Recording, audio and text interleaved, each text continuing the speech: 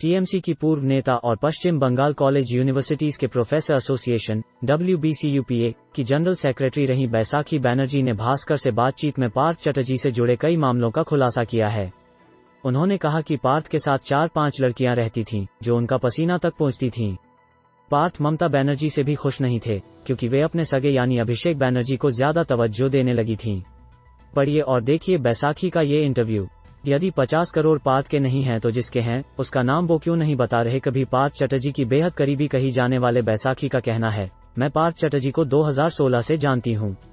उनके बार बार जिद करने पर ही WBCUPA की जनरल सेक्रेटरी बनी थी। उन्होंने मुझे कभी ऐसी निगाहों से नहीं देखा कि शर्मिंदा होना पड़े या मैं अनकंफर्टेबल महसूस करूं, लेकिन उनके साथ अलग अलग लड़कियों के नाम हमेशा जुड़ते रहे। उनकी करीबी अर्पिता के पास से जो 50 करोड़ रुपए कैश मिले हैं, यदि वे पार्थ के नहीं हैं तो उन्हें यह बताना चाहिए कि वो किसके हैं।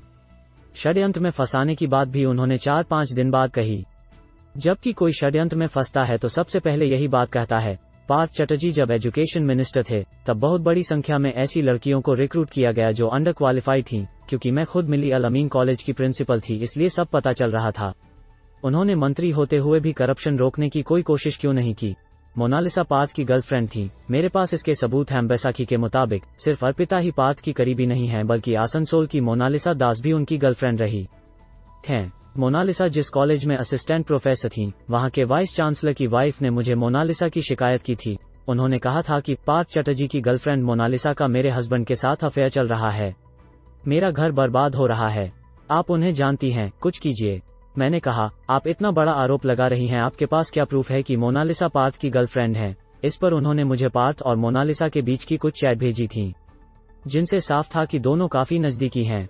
यह चैट मेरे पास अब भी है, लेकिन चूंकि यह उनका निजी मामला है, इसलिए मैं किसी से शेयर नहीं करूंगी। मोनालिसा के बांग्लादेश में काफी रिलेशन है। बांग्लादेश के एक बड़े पोएट के भी वो काफी करीबी हैं। जिस तरह से उनकी ग्रोथ हुई, उससे हर कोई हैरान था। यहाँ तक कि टीएमसी के लोकल विधायक ने भी मुझसे कहा था कि यह लेडी बहुत तेजी से आगे जा रही है, लेकिन उसके ऊपर पार्थ चटर्जी का हाथ था, इसलिए कोई कुछ नहीं कर सकता था। सीएम को शिकायत की तो उन्होंने पार्थ को ही लेटर भेज दिया। उस महिला की शिकायत लेकर मैं पार्थ चटर्जी के पास गई तो उन्होंने मुझे नजरअंदाज करते हुए कहा कि मैं टीएमसी में नंबर 2 हूँ, मेरा कोई कुछ नहीं कर सकता। इसके बाद उस महिला ने यह पूरा मामला लिखकर सीएम ममता बनर्जी के पास भेज दिया। सीएम ने वो लेटर तत्कालीन एजुकेशन मिनिस्टर यानी पार्थ चटर्जी को ही भेज दिया।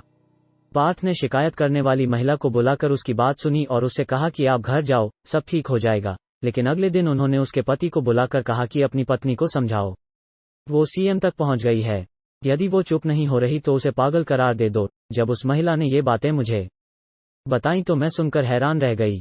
पार्थ चटर्जी के 2 चेहरे हैं, एक जो मेरे सामने था और दूसरा जो बाकी लोगों के जरिए मुझे पता चल रहा था। बाद में उस महिला को नौकरी से हटा दिया गया। वो गवर्नमेंट के ही एक कॉलेज में काउंसलर के पद पर नौकरी कर रही थी। फिर उसने लड़ाई भी नहीं की, क्योंकि लड़ती भी तो किसके भरोसे आगे बढ़ती।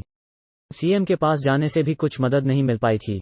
अर्पिता सी ग्रेट एक्ट्रेस, नाम तक नहीं जानते। बैसाखी ने कहा, मैं पार्थ चटर्जी के खिलाफ कई बार प्रोटेस्ट कर चुकी थी, इसलिए मेरा ट्रांसफर कर दिया गया। ट्रांसफर होते ही मैंने रिजाइन कर दिया, जबकि मेरी 22 साल की नौकरी बाकी थी। हालांकि इसके बाद भी मेरे और उनके रिश्ते बहुत खराब नहीं हुए थे। मैं उनकी पत्नी के श्रद्धांजलि कार्यक्रम में गई थी, तब वहां अर्पिता को देखा था, लेकिन ये नहीं मालूम था कि ये इतनी करीबी है। अर्पिता तो सी ग्रेड एक्ट्रेस रही है, हम उसका नाम तक नहीं जानते थे। मैंने पार्थ के साथ कई लड़कियों को देखा है, लड़कियां उनका पसीना तक पोंछा करती थीं। वो महीने में 1-2 बार ही ऑफिस आते थे, बाकी समय कहाँ रहते थे ये कोई नहीं जानता। अब मीडिया से पता चल रहा है कि वो विदेश घूमने जाया करते थे।